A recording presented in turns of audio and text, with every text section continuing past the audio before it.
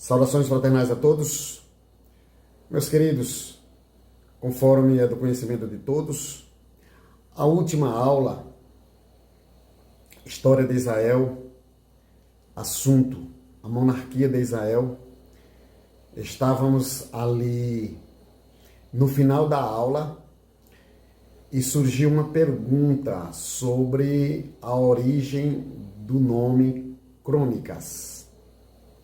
Lógico, referindo-se aos livros de crônicas. Como nós estávamos ali no final da aula, eu entendi que eu não dei uma resposta satisfatória, porque o horário não nos permitia isso. Eu prometi fazer aqui uma retificação e um acréscimo sobre aquela pergunta e também sobre os livros de crônicas. Pois bem, o nome já faz jus ao livro. Crônicas. Crônicas. Mas não era assim. No cânon hebraico, os dois livros de crônicas é um livro só. Esta divisão só se deu na versão dos 70, por volta do século II antes de Cristo. Século II antes de Cristo. Lá na língua hebraica, ou seja, no cânon hebraico, conforme eu falei, é um livro só. Hebraico.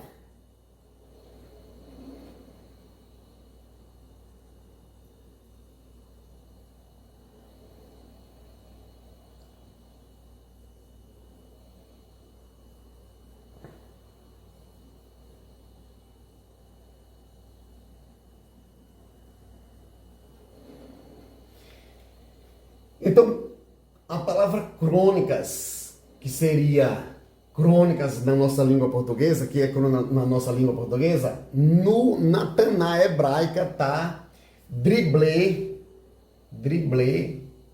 que não sei a pronúncia correta, mas é driblé hayamim, no cânon hebraico. Esses dois livros é um livro só lá e está esta palavra, que significa anais dos tempos passados. Só que na versão dos 70, na Septuaginta ou Septuaginta, conforme a pronúncia, na versão dos 70, que é a versão do hebraico para o grego, o Antigo Testamento, na versão grega, ela aparece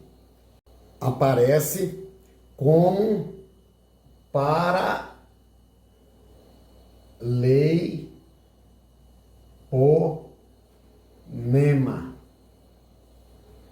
que significa, esta palavra para leiponema, que é atribuído às crônicas, significa coisas omitidas, que na verdade foi um erro na tradução. Aliás, um erro dos que fizeram a tradução, atribuíram esse nome para as crônicas como paraleponema, coisas omitidas, que é o verdadeiro significado. Na verdade, o livro das crônicas, ou os livros das crônicas, elas não são coisas omitidas. O conteúdo não são coisas omitidas. O verdadeiro conteúdo é como a Tanakh hebraica diz, anais das coisas passadas. Por quê?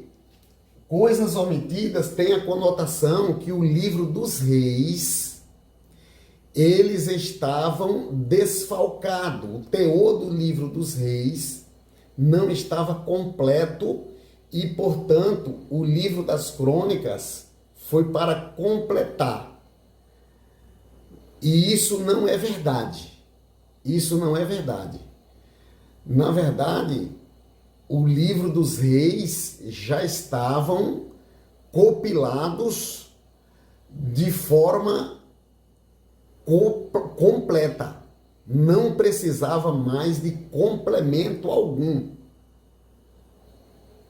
E nessa perspectiva aí, errônea, de coisas omitidas, paraleliponema, é uma concepção errônea, que Jerônimo corrigiu isso, quando ele fez a tradução da Vulgata.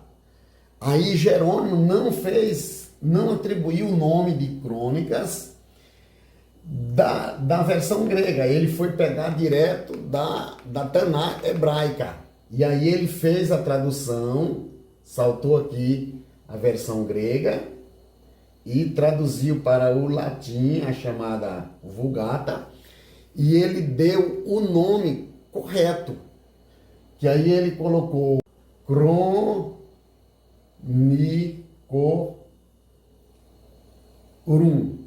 em latim, que na tradução para o português ficou crônicas,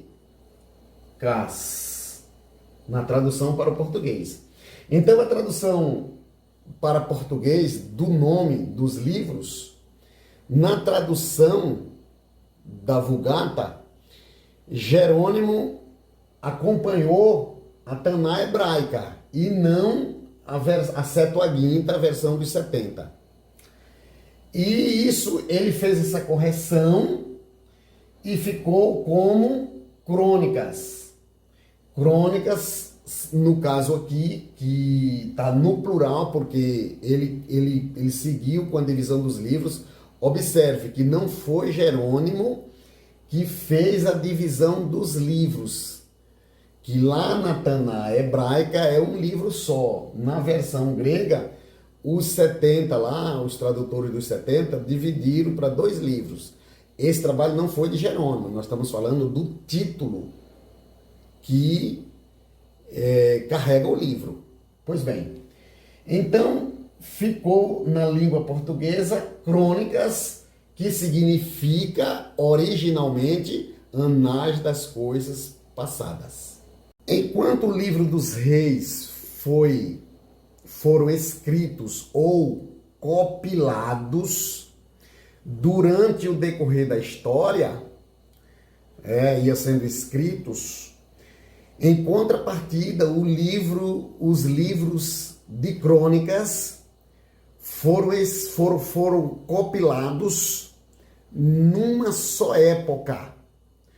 Ou seja, o livro dos reis foram escritos e compilados no tempo da monarquia, e o livro de crônicas foram compilados depois da monarquia e, digo mais, depois do cativeiro, com alguns objetivos. Por exemplo, enquanto o livro dos reis relatam a apostasia de Israel, tem no seu bojo central a apostasia de Israel, é bem verdade que relata também a grandeza do Templo de Salomão e por aí vai, mas dá muita ênfase para a apostasia de Israel. Em contrapartida, os livros de crônicas não focalizam a apostasia de Israel. Por quê? Porque o livro estava sendo compilado, conforme eu falei, para outra geração de israelitas. Outra geração.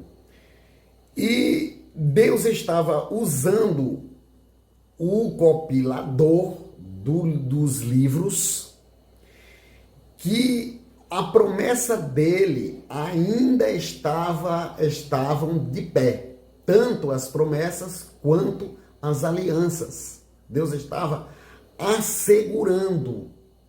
Ou seja, a justiça de Deus, e quando falo de justiça, nós queremos dizer que Deus é justo. A justiça de Deus estava de pé. Deus estava querendo dizer, olha, eu sou justo para poder fazer o que eu prometi a Abraão, a Isaac, Jacó e também a minha aliança com Moisés. Pois bem, esse foi o primeiro ponto, porque os livros de crônicas não apresentam e nem focalizam com nitidez os pecados de Israel. É bem verdade que tem capítulos que relatam, mas não é o objetivo central do seu livro. O objetivo central do seu livro é, conforme eu disse, a justiça de Deus, a soberania de Deus e a fidelidade de Deus. Nesse sentido, justiça que nós nos referimos é nesse sentido, de fidelidade e soberania.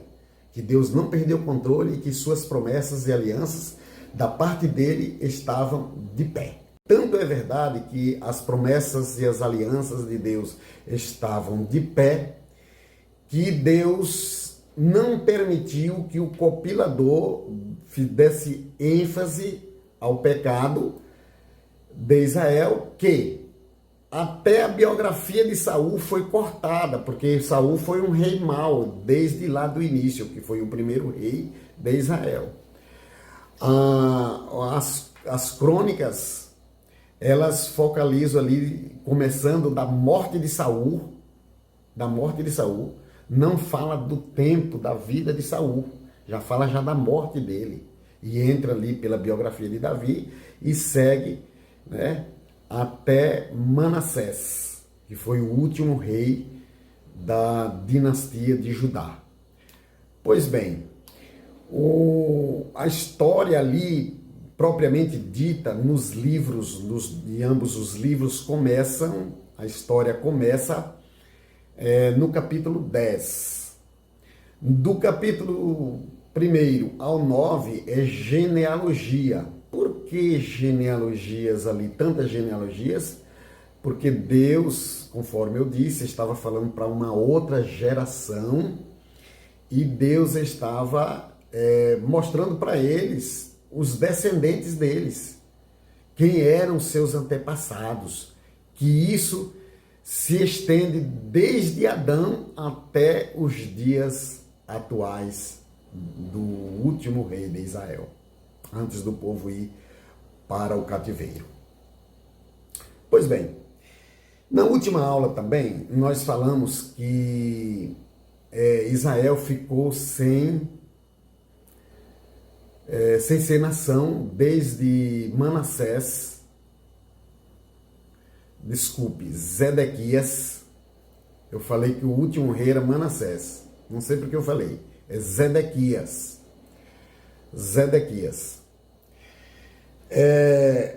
Desde Zedequias, quando Nabucodonosor levou todos para a Babilônia, até 1948. Pois bem, até aí tudo certinho. Só que eu me equivoquei. Eu falei que Oswaldo Aranha, o brasileiro que deu o voto favorável à criação do Estado de Israel, isso em 1947, e no ano seguinte Israel já passou a ser a nação. Esse brasileiro Oswaldo Aranha, nós falamos que ele era primeiro secretário-geral da ONU, e na verdade ele era diplomata brasileiro e presidiu aquela sessão. Tão somente presidiu aquela sessão, lógico, dando o seu voto decisivo, que chamam de voto de Minerva. Mas ele não era o secretário-geral da ONU, só para corrigir, pelo amor de Deus.